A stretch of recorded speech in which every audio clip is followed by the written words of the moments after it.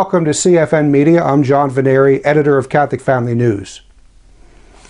What do you think of when you recall the 2014 Extraordinary Synod in Rome?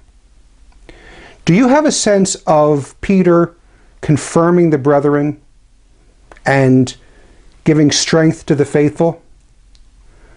When we consider what was allowed to happen, and with respect what Pope Francis allowed to happen at this October Synod, especially the serious proposal of a new pastoral practice that would allow divorced and remarried Catholics to receive communion, do you have the impression that Pope Francis understands the duties of the papacy in the same way that Pope St. Pius X understood these duties?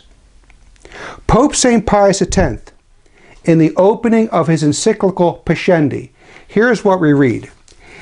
Pius X says, "The primary obligation assigned by Christ to the papal office is that of guarding with the greatest vigilance the deposit of the faith delivered to the saints, rejecting the profane novelties of words and gainsay of knowledge, falsely so called."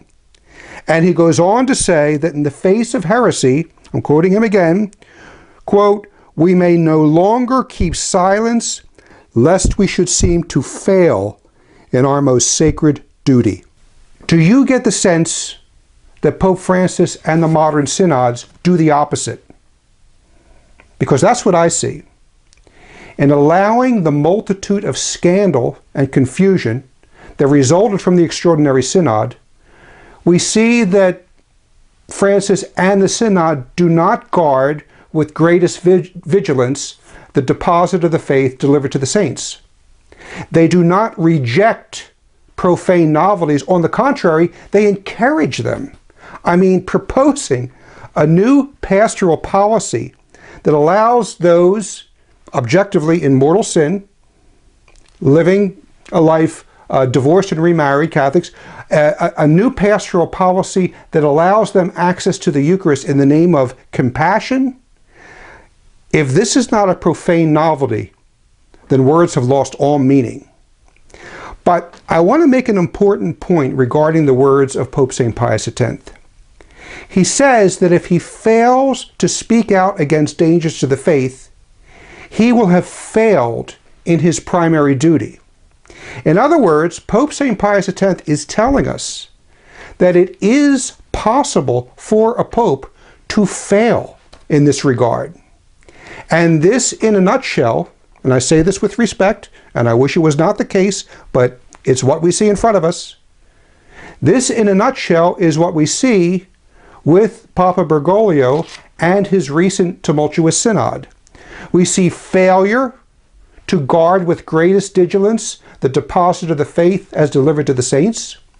We see failure to reject profane novelties, and worse, Pope Francis gives every indication of supporting the radical proposal of Cardinal Kasper, where Kasper in February called for this new pastoral policy that would allow divorced and remarried Catholics to receive the Eucharist. The day after Kasper delivered that at the consistory, Pope Francis singled out Kasper for praise, saying, "This is what I see doing theology on your knees. Thank you. Thank you." He publicly praised this. So, what do we do? Well, of course, first we pray for the Pope, but we resist what we can only call his destructive program as emanating from the Synod. I mean, look what's happening. Look what's happening. Cardinal Burke, the former head of the Roman Rota, he is calling upon Catholics to stand up for marriage, to stand up for the Catholic teaching on marriage and the family and regarding divorce. Now, Cardinal Burke is doing this because he knows that we can't rely on the present-day Vatican to teach the truth in this regard. There's an organization called Voice of the Family. They're in Europe. Very good organization. And they're working, trying to ensure that the 2015 Synod on the family stays faithful to what the Church always taught, and that these novelties are not introduced. Okay? They're pleading with the Vatican, please teach the truth regarding marriage.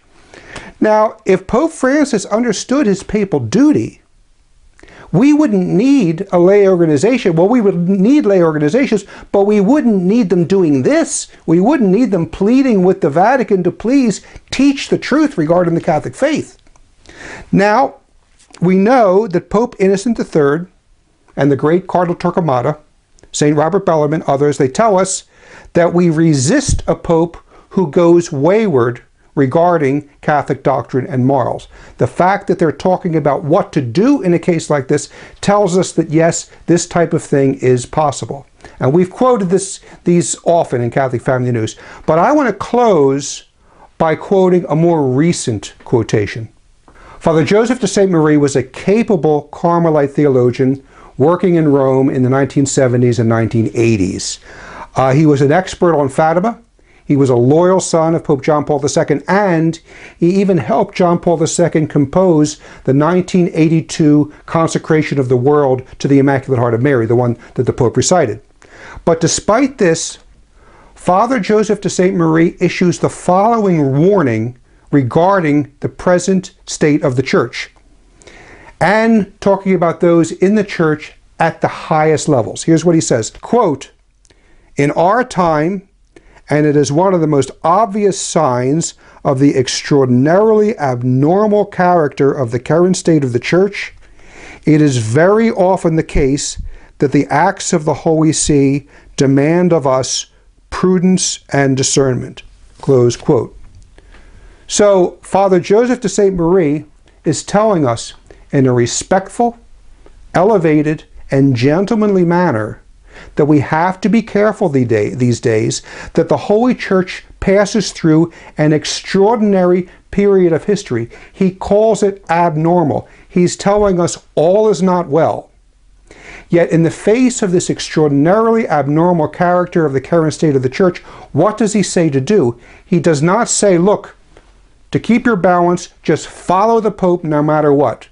Just obey and listen to and accept whatever he says. He doesn't say that. No, aligning himself with the popes and the saints of the past, those who I've mentioned, Torquemada, Innocent III, St. Robert Bellarmine, he tells us that we have to be cautious. We have to be careful. We have to exercise prudence and discernment when it comes to the actions of the Holy See itself. That is, when it comes to papal actions. And he even says it is very often the case that we have to do this. Ages and centuries of the Church, we didn't have to worry about this. We weren't, the Catholics were not faced with this problem. In our time, this is the problem that we confront. And St. Robert Bellarmine tells us in a case like this that it is licit to resist the Pope, first of all, by not doing his will, and secondly, by preventing his will from being executed. So, how do we keep our balance? Again, we keep our balance by clinging to what the Church always taught in the past. Catholic truth taught in the same meaning and in the same explanation as what the Church taught throughout the centuries. That is the formula given us dogmatically, infallibly by Vatican I, that Catholics are bound to hold to the Catholic faith in the same meaning and in the same explanation as what the Church taught throughout the centuries. We learn the Catholic faith from those magnificent Catholic books and manuals published prior to Vatican II, published before the superstition of aggiornamento took hold. And we pray that by some miracle, God will soon send us a Pope who understands the primary duty of the papacy, as did the great and holy Pope St. Pius X, the duty to guard with greatest vigilance the deposit of the faith.